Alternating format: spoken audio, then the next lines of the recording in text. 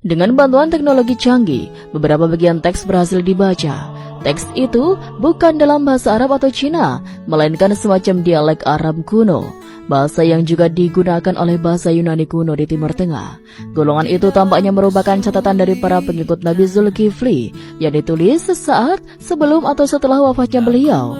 Salah satu terjemahan menyebutkan, "Kami menyelamatkan diri dari kehancuran di barat dan berjalan ke arah matahari terbit hingga kami temukan lembah damai yang dijaga tembok tinggi."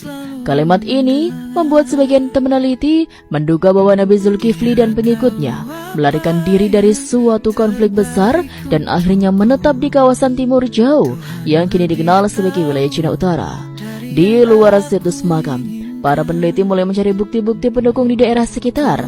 Ternyata tidak jauh dari lokasi makam terdapat desa terpencil yang dihuni oleh komunitas kecil yang mengaku mewakili asal-usul dari barat jauh. Mereka memiliki tradisi turun-temurun yang tak lazim untuk budaya Cina. Salah satu tradisi mereka adalah berpuasa dari matahari terbit hingga terbenam dan menyembah satu Tuhan yang tak berwujud.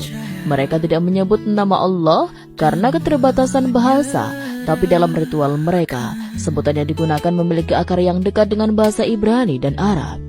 Seorang sesepuh desa mengatakan bahwa leluhur mereka adalah orang-orang yang datang dari padang gurun yang membawa ajaran untuk hidup sederhana, sabar, dan tidak menyembah berhala. Ajaran ini secara mengejutkan sangat mirip dengan nilai-nilai tauhid dalam Islam. Penemuan ini membuat dunia akademik geger. Berbagai universitas dan lembaga sejarah berlomba-lomba untuk menerbitkan makalah ilmiah, menganalisis ulang peta migrasi para nabi, dan membandingkan kisah-kisah dari kitab suci dengan artefak yang ditemukan. Teori bahwa beberapa nabi pernah melakukan perjalanan jauh hingga ke wilayah Asia Timur mulai mendapat perhatian serius. Sementara itu, masyarakat umum tidak tinggal diam. Tayangan dokumenter, video YouTube, dan podcast tentang penemuan ini bermunculan di mana-mana. Topik tentang Nabi Zulkifli menjadi viral di platform digital dan menarik jutaan penonton dari seluruh dunia. Banyak yang mulai belajar kembali kisah para nabi dalam Islam, termasuk mereka yang sebelumnya tak tertarik sama sekali pada topik agama. Tak sedikit pula orang-orang non-muslim yang mengaku mulai tertarik pada Islam sejak penemuan ini.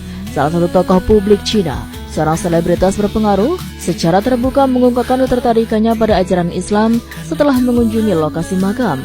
Ia mengatakan bahwa saat berada di dekat nisan itu, dirinya merasa damai dan merinding. Beberapa minggu kemudian ia mengunggah video pendek yang menunjukkan dirinya mengucap 2 kalimat syahadat. Video itu viral dan membuat jutaan orang tersentuh. Efek domino ini menciptakan suasana sosial baru di Cina. Diskusi tentang Islam kini tidak lagi dianggap tabu di ruang publik. Beberapa sekolah bahkan mulai memasukkan pelajaran tentang sejarah agama dunia secara lebih terbuka. Meski masih banyak tekanan politik, suara-suara yang menyerukan toleransi dan keterbukaan semakin kuat. Namun tidak semua pihak senang dengan perubahan ini. Beberapa kalangan ultranasionalis mulai menyebarkan teori konspirasi bahwa penemuan makam ini adalah rekayasa pihak asing. Mereka menuduh negara-negara Islam mencoba menyusupkan pengaruh melalui jalur sejarah. Tapi tuduhan itu tidak didukung bukti kuat, dan masyarakat justru makin penasaran untuk mencari kebenaran sendiri.